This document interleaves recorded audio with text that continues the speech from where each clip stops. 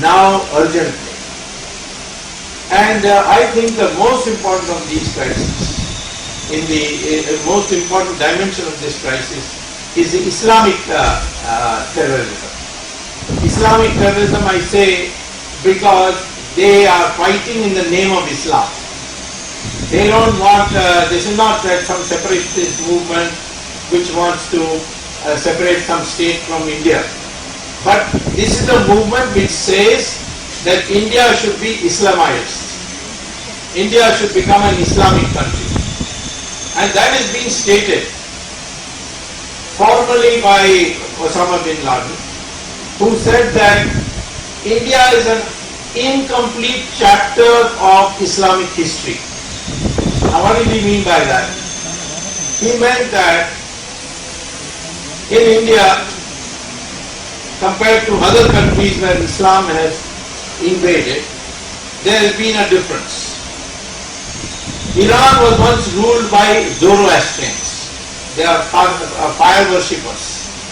Islam invaded Iran, captured it, came to power, and then in 15 years, Iran became completely Muslim, 100% Muslim.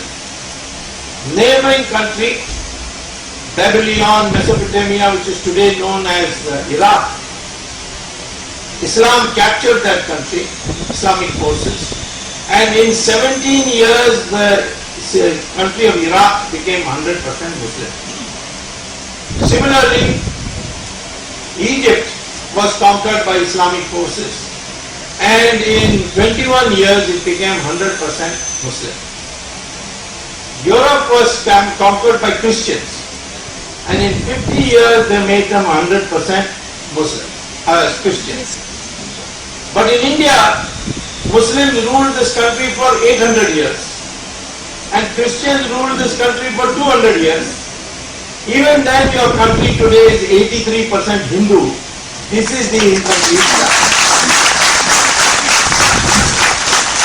This is because every state there was some fighter who did not submit.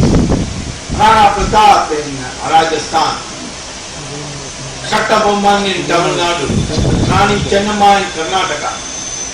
Against the British, Rani Jhansi, Subhash Chandra Bose. Here now in your state, there were so many. The Vijayanagaram Empire extended through this state. So we kept fighting. Shivaji fought and got victory also. So therefore, we kept on fighting and they never gave up, and that's why Islam could not convert the Hindus to 100% Muslim. Why we did not win? That is because we took time to learn the new methods of Islamic warfare. When Islam did not come to India, our rules of warfare were very civilized.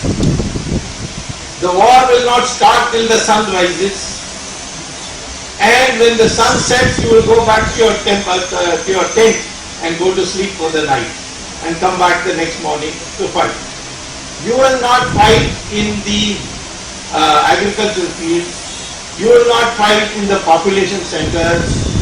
You will fight only in the open Maidan. So Kurukshetra was open Maidan. When Ravan had to fight Ram, he had to come out of his fort and in the open Maidan fight Rama. And the third rule was that once you have lost and you apologize and express regret, then everything is given back to you and you are sent home with respect. So Muhammad Ghori came once, forgiven, sent back, 2, 3, 4, maybe 16 times he came. 16 times. Now that was very wrong of Prithviraj Chauhan to give him so many times forgiveness. Should have given him only once, not more than once. But 16 times, and the 17th time, Muhammad Ghori defeated Prithviraj Chauhan. So they came in the night, they came in the villages, they came into the agricultural fields, they looted their country. So their method of warfare was different from what we were trained. And that's why it took a long time till Shivaji came, and Shivaji was the one who played according to their rules, and that's why Shivaji was very successful compared to other kings like So now, what do we do for terrorism?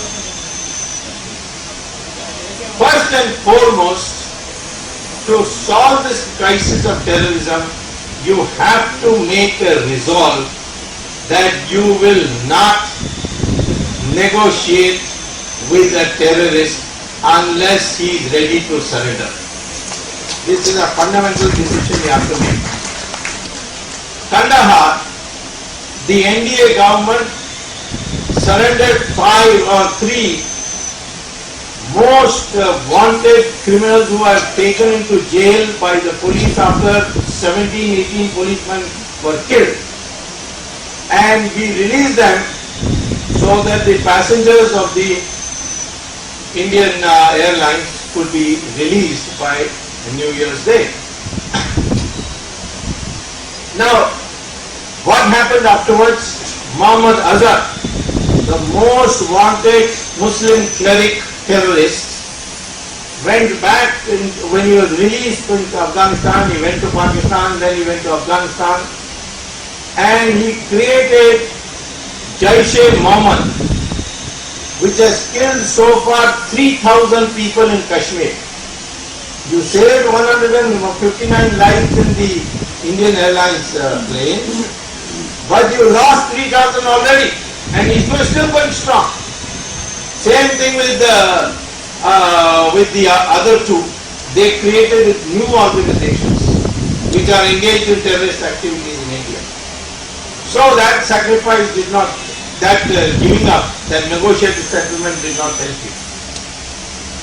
Similarly, when VP Singh was in power, because Rubaiya, the daughter of Muhammad, Saeed Muhammad, or whatever his name was, he, the Home Minister, his daughter was kidnapped, he released 5 terrorists. And that completely changed the psychology in Kashmir. And as a consequence,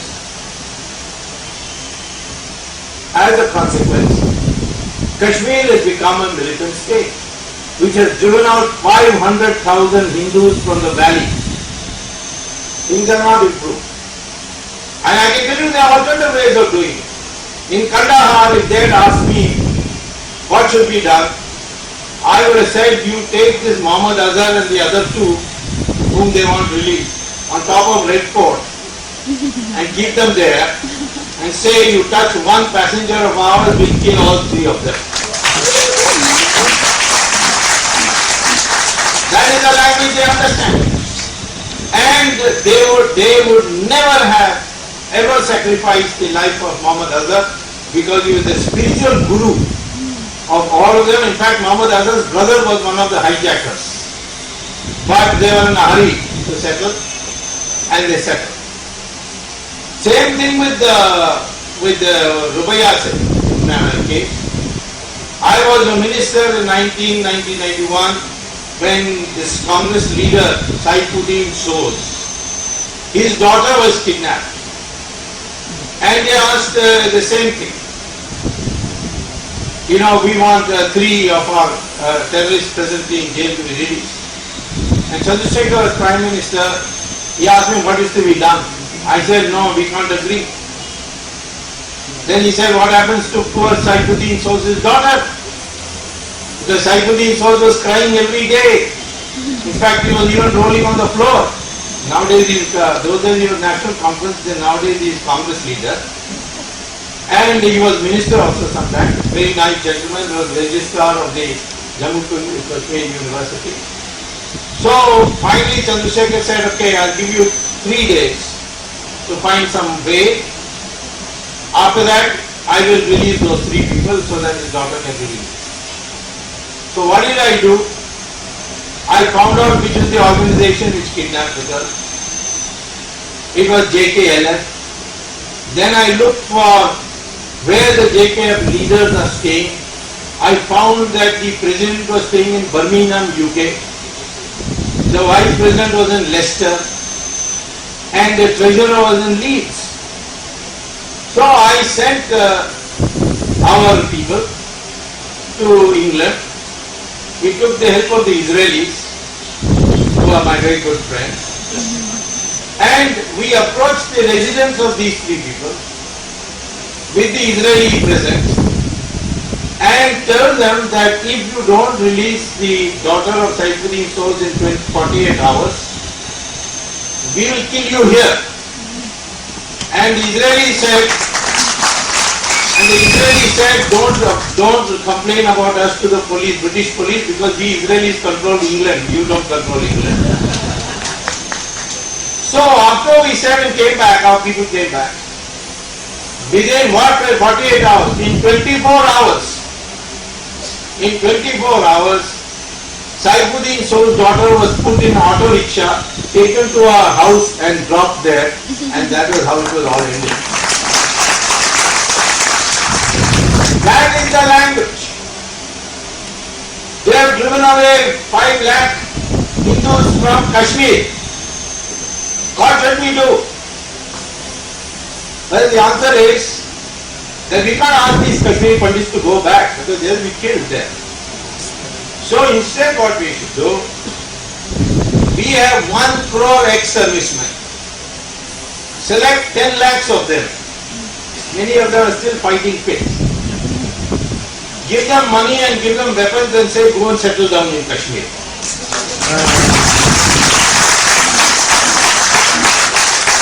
From these Kashmiri Pandits, you take their home address because now it is occupied by militants. So you got to vacate those houses. Army is there to help you.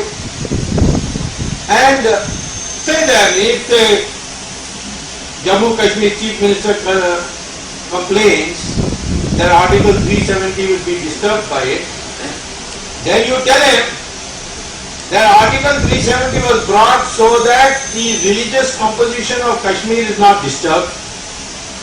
That's what Jawaharlal Nehru said. But the militants have disturbed it by driving away the Hindus from Kashmir. And when everything settles down, those Kashmiri Pandits will go and we will call back all our ex-servicemen. And now we have got a very, very able, honest, upright ex-serviceman who has retired on the 1st of June. His name is V.K. Singh. We should put him in charge of this operation. And I'd like to see why 10 lakhs instead of 5 lakhs? Because you have to tell the militants, you send 1, we will send first time 2. If you send 2, we will send 10. And ultimately we'll take over Kashmir. That is the language terrorists understand. We are complaining that Bangladesh is sending infiltrators into India. 33% of Bangladesh population is coming to India. They are living in Assam, Bengal. And you know you're saying put the BSF, more BSF, they will all be bright. They are all getting bright. You know you're saying put a fence because their tender for the fence is also corrupted. And instead of putting steel fence, they put iron fence and then it can be cut very easily. So what we should do if we had a good government, we should tell Bangladeshis that Pakistan was created, of which Bangladesh was a part at that time, for those Muslims who can't live with Hindus, who don't want to live with Hindus.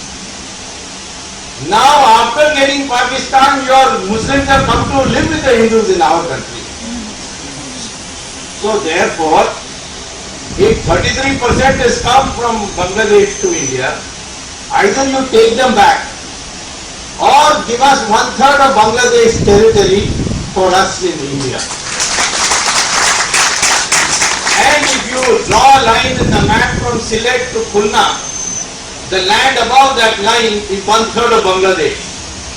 The military people are very happy with this because now they have to go around Bangladesh, and there is a small thin strip which is called Chicken Neck, where China is above, Bangladesh is below, and then connect to Assam. Anytime it can be cut off. Assam can be cut off. So if we get this part, we will be secure. It requires willpower. That is what Mr. Padmanabhai was saying, how do you restore this will? It can be done, but it requires willpower. Look at what the Americans have done. They waited and waited for Osama bin Laden, found him, they went inside his house and killed him. We did not do it for Prabhakaran. In the case of Prabhakaran, Rajiv Gandhi's widow was saying, please let him go, let him go. She even sent her daughter to meet one of the killers of her husband. I don't know how this is possible. No Indian widow will ever send a daughter to meet the killer of her husband. Maybe in Italy they allow that.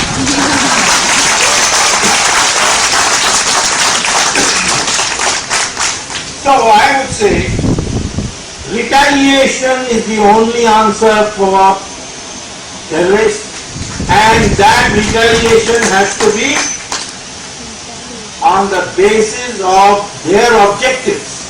Not killing more terrorists, that's not enough. New terrorists will come up. Find out what their objective is.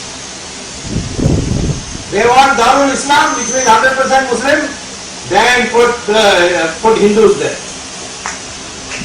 And I can tell you, wherever Muslims are in majority, Muhammad has told them, then that is Darul Islam. There is no room for minorities. In Saudi Arabia, which is Darul Islam, can you build a temple? No. Can you celebrate Diwali? No. Can you put Ramchandranji's photo in your pocket? No. Can you have Satyanarayana Puja inside your house? No. And the punishment is very severe if you do it. Now can we tell our Muslims in this country that because Saudi Arabia you can't build temples, therefore you can't build masjids here? Similarly, Saudi Arabia, they demolish masjids on a daily basis to build roads.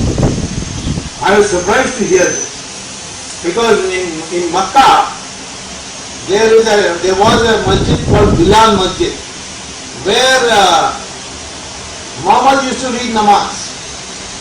So one time Saudi Arabian government decided the king, when he goes to Makkah, he should have a palace. So they demolished that masjid and built a palace.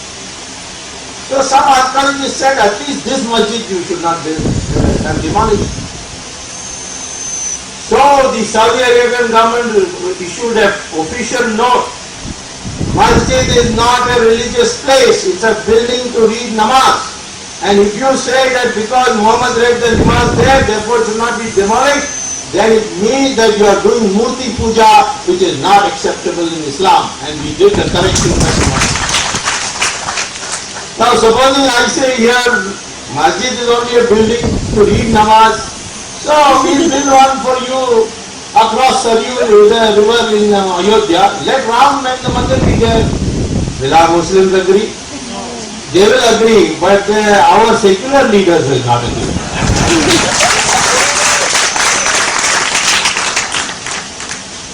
Most problem with our Muslim situation or question is that it is our people, the Hindu people, whose mind is confused. The Muslim will adjust. For instance, in this country, if I want uniform civil code, can I give you uniform civil code? No. In Australia, Muslims accept civil code. One day one imam said in a public statement that if the Australian government can please give us separate civil code, we will be happy. So the Prime Minister of Australia was a woman. She said, if you want Sharia, separate civil code, then please find another country because Australia will not give it to you. Next day, all Muslim organizations issued a statement that this mullah is a mad fellow. We are happy with uniform civil code and we will never ask for a separate code. This is Australia. Same thing in America. Why? Because Muhammad said, if the majority is united against you, surrender. That is called al-taqiyya. So I don't blame Muslims. Their mind is clear. If you are a Rasgullah, they will push you. But if you are strong, they will adjust with you. I say to Muslims, you are our brothers and sisters if you accept that your ancestors are Hindus. difficulty.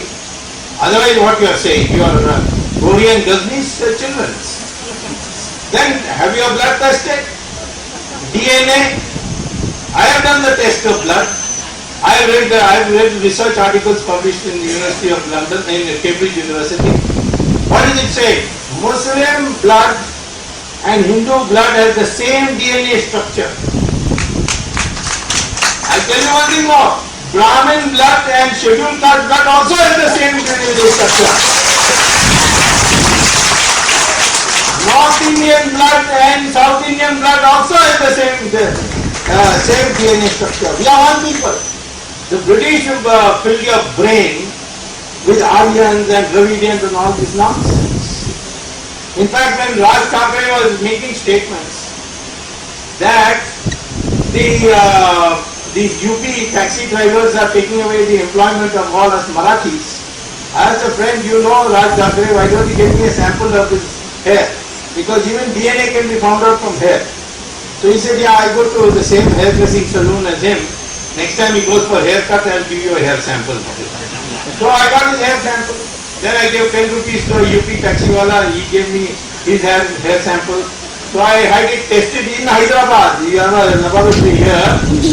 And I found that the DNA of both Raj Thackeray and the UP taxiwala is the same. And I went and announced it in a press conference. I said, this Raj Thackeray also come from UP. So let him also go away to UP. He is not a Marathi. Otherwise, prove it that your DNA is different. So all these differences have been created to weaken you. So I am telling you that the way to deal with a population which is fighting you on the basis of religion is to make it very clear that you are on our terms. This country is Hindustan, which means Hindus plus those other Muslims and Christians who accept that their ancestors are Hindus. Then they become part of my family. But if you don't accept it, then we created Pakistan for you. Why you want to live in this country? We'll give you a one-way ticket, you go there. Why was Pakistan created? Only for those Muslims who cannot live with Hindus. So you are separate, then you go there. If you are with us, then you accept what is the truth, that your ancestors and my ancestors are the same. So this is the one way to solve the problem of our terrorism. Take a tough line, find out what their objectives are, and retaliate. Retaliate on that basis, as I gave you the examples. If Pakistan attacks you, go and bomb their camps. We know where those camps are. But our ministers cannot do it. Why? Because they are laundering that black money by Hawala route. Hawala route means through Dubai. Dubai means you cannot do any business in Dubai without informing ISI of Pakistan. I am sure that you will agree. And not because you have also done it to Dubai, but because your Home Secretary, a very upright, honest Home Secretary. Nothing in Dubai can be done without Pakistan knowing. So today Pakistan knows which minister has how much money deposited when in which bank in Europe. And therefore we don't have guts. Afzal Guru hanging? No. Something or the other gets postponed. Kasab lives on tandoori chicken. He says that my life is more comfortable in India, so I would prefer to live in India now. And in jail even better. This is lack of guts that has been bred into our system. Negotiate. If there is a terrorist attack, government must not say Shanti Shanti, but instead tell Pakistan, hand over your people or we'll bomb you. Americans are doing it all the time. Make friends with the Israelis, make friends with the Americans. And today, because Western China is having Muslim Islamic terrorist problem, China is also ready to cooperate on that. If necessary, with Pakistan, I am afraid what is going to happen in Pakistan, please understand. It is going to be now taken over by Taliban. Afghanistan will also be taken by Taliban. And then war with you will come because of them. Better get ready. Don't say peace, peace, peace. Look at the fact that we are negotiating on Siachen. Pakistan is not in Siachen, they are on the ground. We are on the top. And Pakistan says, let us both demilitarize. Of course, it's easy for them to demilitarize. They are downstairs. We are sitting on the top. How can we give that up? But the government is negotiating. So this is the first thing I would like to say. Second crisis we have, and that is corruption. Corruption is now reached such an extent that you can, if you stop it, you don't have to pay taxes in our country. What is the total tax bill of our central budget? Almost 5 lakh crore rupees is the total tax collected by the government of India. How much is the black money in foreign bank accounts? 70 lakh crore rupees. So if you bring that back, you will have 14 years of zero taxes. And can you bring it back? Of course you can bring it back. What do you have to do? Government issues an ordinance. All accounts of Indian citizens in 77 countries which are secret banking are hereby nationalized.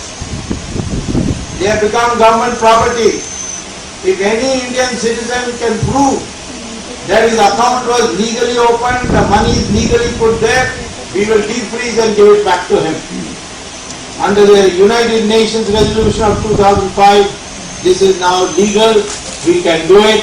And if we today issue that ordinance, tomorrow we will get 70 lakh crores back. Similarly, if we want to raise money from the country, auction the spectrum. Today how much we are going to get? By this new, earlier on they sold it for 14,000 crores, the whole spectrum. Then I went to Supreme Court and said cancel it, cancel all the licenses. Supreme Court has cancelled the licenses and said have auction. Now they are going to have auction. Instead of 14,000 crores, they are going to get 4 lakh crores from the auction.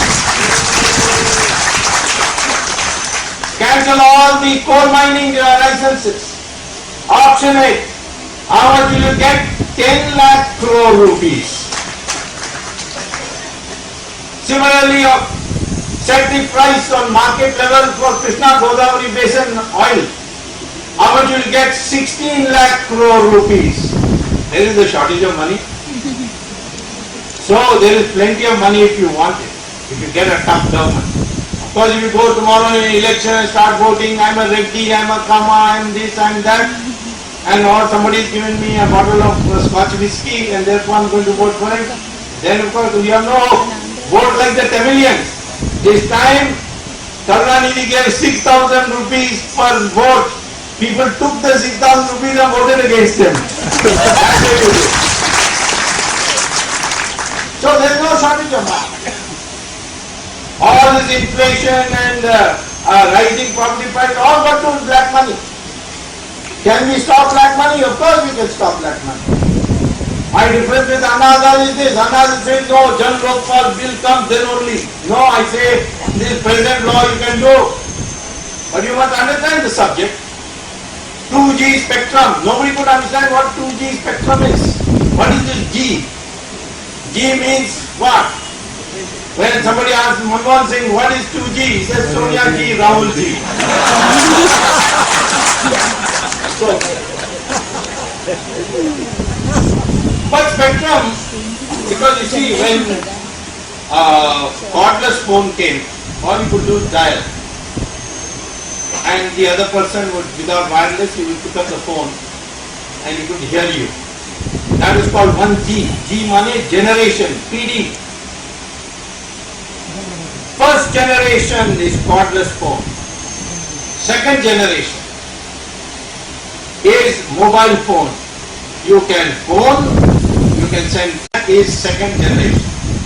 Third generation, you can send you can make a phone call, you can send email, you can send SMS, you can send picture, and you can send video of yourself phoning. You phone, the other chap picks up, you can see him, he can see you. 4G, fourth generation. You can send 10,000 pages of documents by mobile phone alone. So, all these are distinguished by waves. The first wave, 1G, is like that. Second has more cycles. Third has even more cycles. Fourth has even more cycles. You have to divide the sky, and the division of the sky is called spectrum. And that is what is. In 2001, we were having only 4 crores mobile sets. In 2008, when Raja announced that he will give it at 2001 prices, we had 70 crore mobile sets, and the price of spectrum was 10 times the price of 2001. And therefore Raja sold it to companies which didn't deserve to get it. They then, having got the license, they went and sold it to foreigners at 8 times the price, and without doing any work, just getting spectrum and selling it, they got thousands and thousands of crores, and we lost 1,76,000 crores. These foreign companies were very happy, so they gave a big prize to Raja. Raja got 60,000 crore rupees as bribe. But he was a clever fellow. He said, no, I can't keep all this myself, I have to distribute. So he kept for himself only 4,000 crores. Only 4,000 crores. Then he gave Karunanidhi 15,000 crores. Because Karunanidhi is party president, he made him minister, and Karunanidhi has 3 wives, so you have to give it to him. He gave 36,000 crores to Sonia Gandhi. Because without her, okay, this could not have been done. Because at one stage, Prime Minister said, auction it. Raja said, no, I'm not going to auction it, you mind your business. Because Sonia Gandhi told him, don't worry, he's just there. He's just there, passing time in the PM's office. People ask me, how can Mr. Manmohan Singh, with sitting on such a powerful chair, how can he not use that power? You can finish Sonia Gandhi in 1 minute. Well, I say, have you been to a circus? There will be one big cage, 5 lions inside it. One lean, thin ringmaster will come with a whip, and he'll crack the whip, and he'll say, climb up to all these 5 lions. Each of the lions is strong enough just with their paw to knock him dead, leave alone biting him to death. But they'll all obey and climb up on the chair, on the bench. Why? Because when they are small, they have been trained that way. So, same thing, in Sanskrit we call lions as Singh. So our Manmohan Singh is also a circus lion. And the ringmaster is Sonia Gandhi. So I am telling you that not having power is not enough. You must know how to use that power. You must have that guts to use that power. But unfortunately he has always been trained to say yes sir. And he is a very good yes sir man. The bureaucrat he would have been wonderful. When I was minister, Chandrasekhar was prime minister, he was economic advisor to our government. Did very good work. But once he got this power of prime minister, I can't do anything. Everything is done by Sonia Gandhi, who only wants money. She is now the 4th richest politician in the world. Very soon she is going to become the 3rd richest because Mubarak is going to be sent to jail and all his money is going to be taken away. Then she will become the 2nd richest. Then she will become the 1st richest. Then new government will come to India, she will become the 0 richest in the world. All the money will be taken away. So that corruption can be solved. But we have to change our culture also. You know, when I was a student and went to America to get a PhD, my classmate asked me, can you tell me why you Indians followed Mahatma Gandhi? I said, why? What's wrong with that? He said, the man doesn't wear clothes properly. He's half naked. How can you follow him? In our country, a leader must have suit, boot, and shining shoes. Then I thought about it. Yes, that is correct. Why will we accept Mahatma Gandhi? Then what about our religious leaders? In Pope, if you see the Pope, he has satin gown, diamond necklace, ruby necklace, sapphire necklace. His cape has got full of jewels. All completely. Same thing with the Imam in Makkah. But our sadhus, Sri Ravi Shankar or Swami Dayanand Saraswati or the Chakracharya, always ordinary Bhagwa. That was our culture. That money will not decide how are you respected. Money will not decide. And making money will not make you happy. That proof we got recently when the most well-known actress of Hollywood, Julia Roberts, came to India to do a shooting. Then she said, I want to go to an ashram. They took her. And there she told the Swamiji, I have made billions of dollars, but I am not happy. What is the reason? He said that it will take me 10 days. Of course, I have to give you a 10-day course, you have to stay here. She said, I will stay. So first he taught her pranayam, then he taught her yoga, then he taught her Bhagavad Gita, and finally some lessons from Upanishads. And she was transformed. She went back to America. Till now I am talking 1.5 years ago. Went back to America, to Hollywood, called a press conference, made her husband stand by her side and the 2 children, and she said, today onwards, we all 4 have become Hindus because that is the only way to become happy. America now accepted yoga. NASA has said that if you want to study artificial intelligence computers, you have to learn Sanskrit because the best language for computers is Sanskrit. We have forgotten, for us it is communal. Sanskrit, it is communal. But they are learning. Our philosophy of Sanatana Dharma taught us, yes, material progress must be there. And we made material progress. But it also said that in society, social status will not be decided by money. It will be decided by sacrifice and knowledge. And that's why our rishis are like that. It was not by birth. You say today I am a Brahmin because my father mother is Brahmin. No. That's not the correct definition. Read what Rishi Brihu said.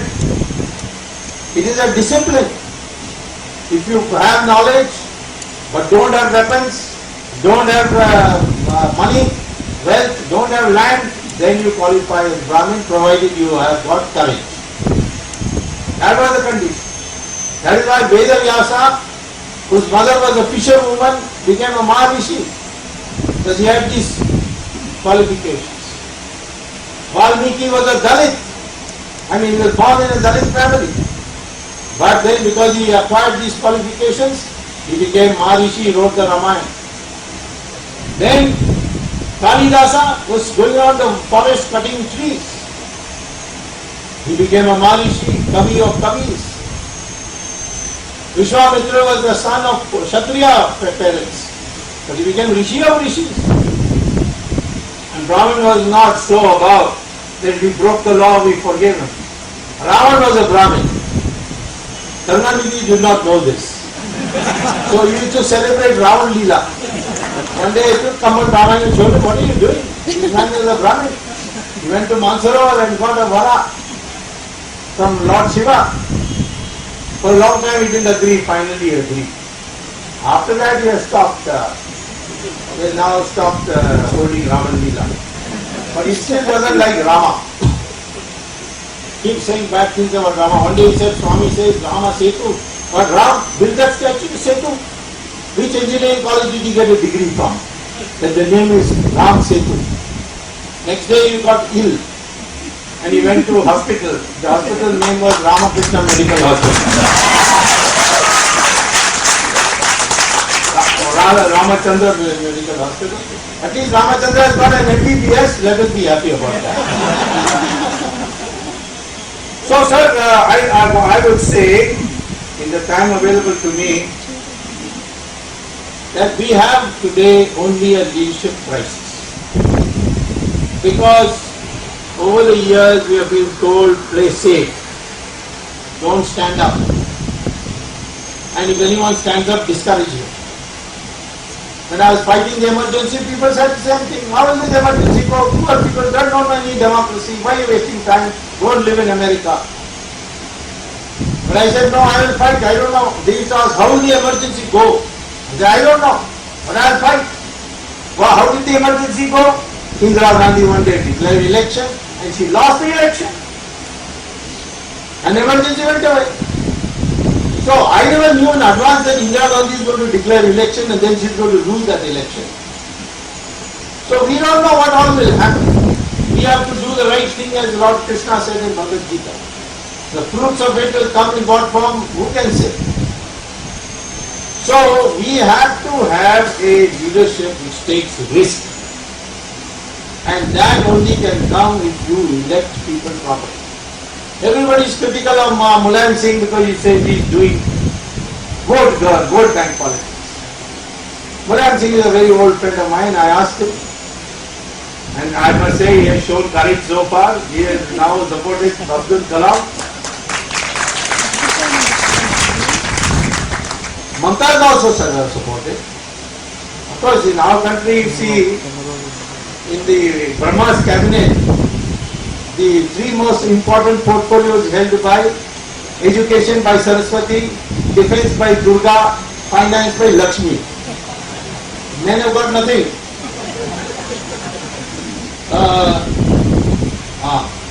Men have got nothing. Only Narad Muni has got rumor spreading activities. So there will be a tradition of Mamta Banerjee acting tough, I am not surprised. Raj Jayalalitha acting tough, I am not surprised. So we are today, only our mental makeup should be not that of a lion of a circus. Just because we are 100 billion people doesn't mean anything. 1,000 goats in one place. One tiger comes, all the goats will run away. Majority is with goats. One tiger, all will run away. People call me one-man army. Why others run away from me, I don't know. Psychology. The British is doing your psychology. That has got to change. We have to decide, nothing will happen. No change. Yes, change will come. We want change. We'll work for change. We'll look for change. We will never give up. That attitude we need to have. I'm sure change is coming. I'm expecting end of July the next president to be Abdul Kalam.